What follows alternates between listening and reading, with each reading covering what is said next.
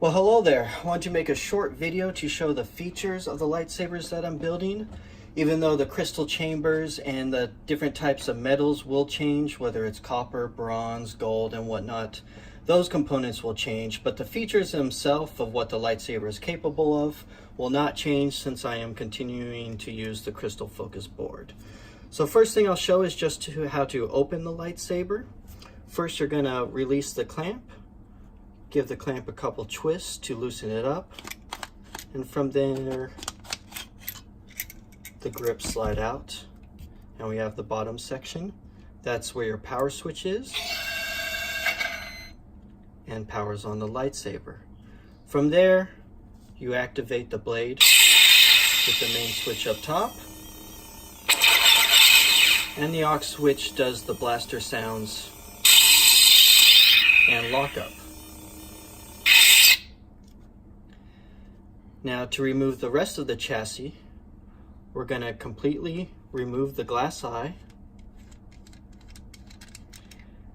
And just to show, I have a little reveal behind that glass eye for my blade plugs. And you're going to loosen the red button just a notch or so. You do have to loosen it a little bit to allow the activation button to slide out. By that point, the chassis will slide in and out. And I always like to just give it a little assist with my thumb from the top to push it down. And from there, the whole chassis slides out. A little tight, but fairly smooth. And this is the full metal chassis. We have the main soundboard. And we have the satellite board for accurate color mixing. Now, overall, the LED sequence and the different accent lightings will change throughout my build. I'm experimenting with different lights. And like I said, the colors of these metals will change with different blade holders and whatnot. But overall, since we're just looking at the features of what the lightsaber can do, we'll start checking that out. So now that we have the full blade out, we'll activate it. We have your rotating crystal chamber, your LED lights, your focus crystal, and your arc reactor for your blade plug. Okay. Now, like I said, we have your normal blaster effects and your blade lockup. And nice swing detection. Alright, we'll deactivate it. I like to show on the opposite side of the power switch is the charge port. And right next to the power switch, once we remove the colors, we have these 3 pin connectors, and this is where the rice port plugs in. Once you have the rice port, you can make live editing on your computer without having to take the SD card in and out. And the SD card is housed in a little slit down here, which is very difficult to get in and out, especially if you're not familiar with where it is. But once you get an idea of where it is, it's actually much easier. So there's 2 ways to do editing of the sounds and colors, either the rice port or the SD card. Some of the other features the lightsaber has is different sound fonts. You go into the sound bank by pressing and holding the auxiliary switch twice while the blade is off, but the lightsaber is on. So we're going to press and hold. Press and hold. Sound bank selection. Nightfall. We have Nightfall. Crystal focus. Nebula. Granny. Off. Revolt. Shadowport. The Old Republic. Crucible. The Old Republic. Shot. Youngling. Audio player. Nightfall. Nightfall was the one that I started on. Nightfall. So we're going to end there. Okay. Now the other option is in any of the sound fonts. They have the basic color mode when you go into it. But while you're in any of those sound fonts, you can also change the color of the blade.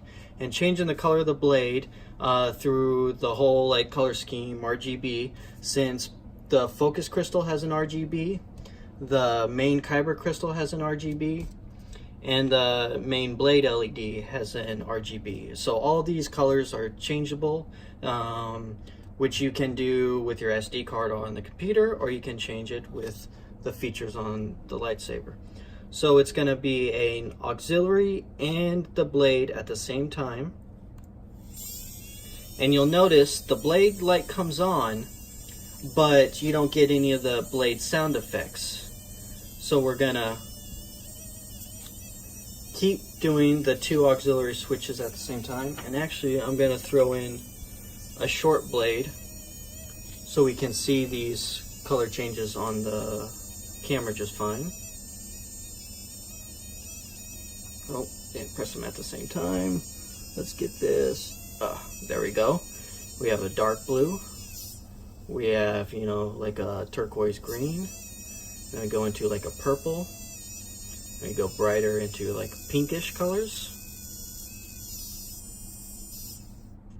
And then we go into some oranges, or this is like an orange red. Or this is the deep red.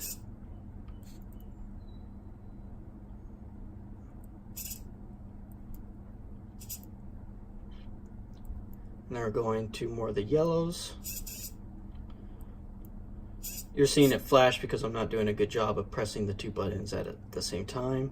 It only changes colors when you press them at the same time. Alright, and we're coming back around to the original blue that I started with. So once we're there at that, you know, whatever color you want, you deactivate the blade with the main switch. And then from that point, you're on that color. So whatever color you choose, whether it's the reds or the purples or anything like that, it would stay on that color until you manually change it. So there we go. And as you can also see with the arc reactor in there, it lights up the short 6-inch blade just fine. Great for display shelves. So overall, those are the features of the lightsaber that I'll be selling. Like I said, the features, the close-ups on the crystal chamber will change, and the different colors of the metal will change. And that's, you can send me a private message to request different colors when it comes to the accent lighting and the metal colors. And if you like a really different feature on the crystal chamber, I can try to accommodate that. But most crystal chambers I do, each one is unique, each one is different. I do take the time to number each of the lightsaber that I make because each one is different and unique. So yeah, you never know exactly what the details are going to look like unless I said you request something in particular. So that's it. Thanks for watching.